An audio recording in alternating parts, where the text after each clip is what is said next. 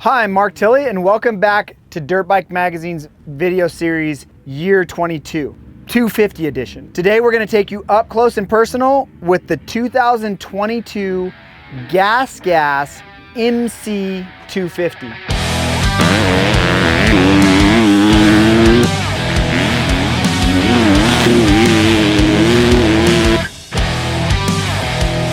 Now this is the second year of the GASGAS motocross bike in its current configuration. It does come off the same assembly line as the Husky and the KTM, so naturally it's going to share a lot of the same traits. This bike has Maxxis tires. There is some other components on it that are different. It does come with the Brembo brakes, the WP components. The styling, like we said, is going to be a little bit different, but the motor is identical to the KTM and the Husky. So there is some differences, but a lot of the stuff is the same. That does not mean it is the same motorcycle. So if you want all the in-depth specs on the 2022 GASGAS MC250, head over to dirtbikemagazine.com. We're gonna go ride this thing.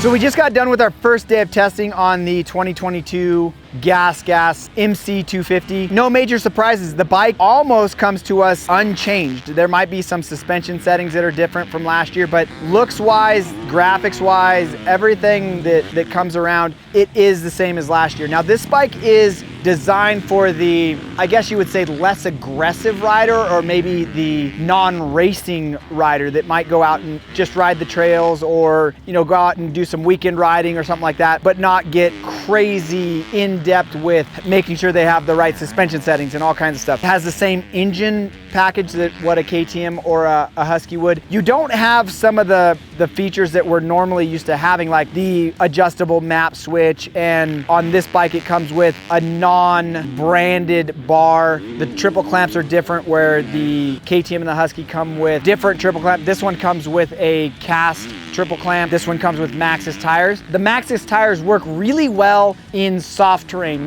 Later on when the track gets a little bit harder, they're gonna skate around a little bit, but still a good tire. Overall, this bike is a great motorcycle for the average guy. I mean, even for the racer guy, this thing revs just like what a KTM revs. It makes really good power. You don't have the adjustable map switch on the fly that you have with the Husky and the KTM, but in general, kind of the same motorcycle. And around $900 less than what the Husky is. So that's a significant amount of savings. And if you are gonna race this motorcycle, you can throw a pipe on it, or you can upgrade the wheels, or throw on different triple clamps, and you're right back there with what a premier motorcycle would be. So we like where the Austrian connection is taking this, to where making it a little bit more affordable for the average guy, and maybe somebody that's not gonna race, and then even for the racer. It has all the components that you would need to race. You just maybe customize it a little bit and kind of go from there. So we have had a chance to test the 2022 KTM and the 2022 Husky. The difference in the motorcycles, this to me personally feels more like what a KTM is. It's just more of a kind of a plusher KTM. It doesn't seem to have the rigidity in the front that its KTM counterpart does, but it also doesn't seem to have the overall power and grunt that what the KTM does. A couple of changes that we did make suspension wise today. We had multiple size of riders riding. The faster riders like the bike to be squatted a little bit more in the back, right around 104 to 106 millimeters of sag, race sag in the back, and then slow the rebound down just a little bit to get that bike to really track and go straight. The other thing that the faster riders liked is bumping up the air pressure a little bit so it stayed a little bit higher in the stroke. That's one thing you can do with these WP the air fork, you can bump it up. And on the GASGAS, it felt like we could bump up the air pressure, run a little bit stiffer air pressure, because the front end seems to be a little bit more forgiving. We're thinking that it's because of those cast clamps. We even want to go one step farther and maybe throw on the Pro taper bar that comes stock on the Husky to get a little bit more plushness out of it. It's not as a rigid setup as what like the KTM is with the neck and bars. We plan on doing a lot more testing with this. We want to mess around with some gearing to see if we can get a little bit more power out of it. The exhaust is also a little bit slightly different than what the KTM and the Husky. We might even switch some of those exhausts around and see what the difference of the stock exhaust, because we know there's a little bit more power in that motor, and then naturally go to some aftermarket stuff as well. We're getting really close to a 250 shootout. 1 or 2 more bikes to do individual tests on, and then it's full shootout time. So we can't wait to see how the 250 class is going to shape up, because it is pretty much anybody's ball game right now.